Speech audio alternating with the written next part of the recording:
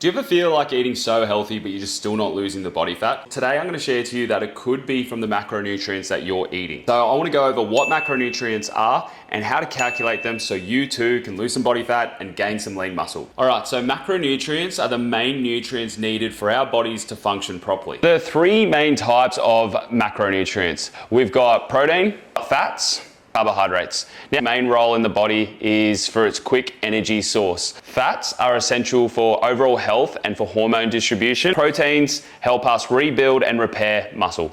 Now let's talk fat loss. To burn fat, we need to be in a calorie deficit. So that is having fewer calories than we're currently burning.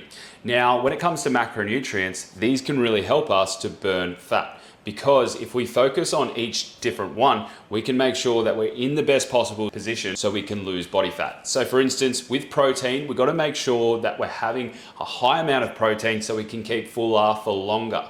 Not only does it rebuild and repair the muscles, but also keeps our body fuller for longer. When it comes to the carbohydrates, we've got to make sure we're choosing foods that are also going to keep us fuller for longer. Now, these are foods that aren't so highly processed and contain a lot of refined sugars. We've got to make sure that we're going for the carbohydrate option that is going to also keep us fuller for longer. So think of it like the sweet potato compared to a couple of slices of bread. When it comes to the fats, we've got to make sure we don't demonize them as well, because if we do, we're going to mess up our metabolism. Fats are awesome for overall hormone health and just overall health in general. And so we need to be making sure that, yes, cutting them down just a little bit, having them a bit less than our carbohydrates and our protein, but we've got to make sure we are consuming foods like avocados, olive oils, and nuts as well. Now that we got the understanding of what macronutrients are, we now got to figure out and calculate what your macro split needs to be.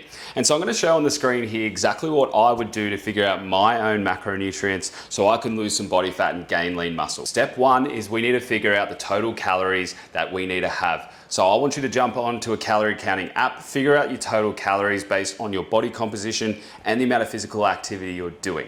Then from there, I want you to focus on proteins first. And the reason being is because we want to keep fuller for longer.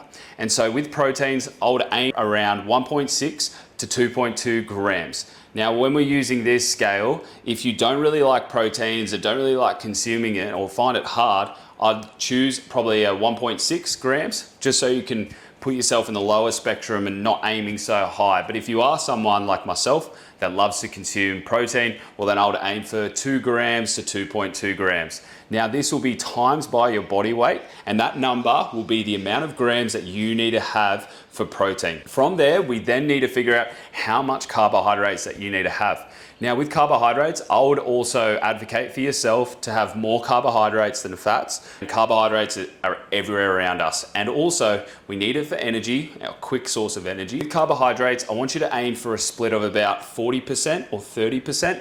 And this will then get the remainder of it being in the fat category. So it's going to be anywhere from 5 to 15% of your total fats. I'm hoping that this makes sense, and here below is my macronutrient split so you can get a good idea of what you should follow too. I hope you enjoyed today's video, and I hope you can like, subscribe, and share this to a friend so they too can get the understanding of what macronutrients are.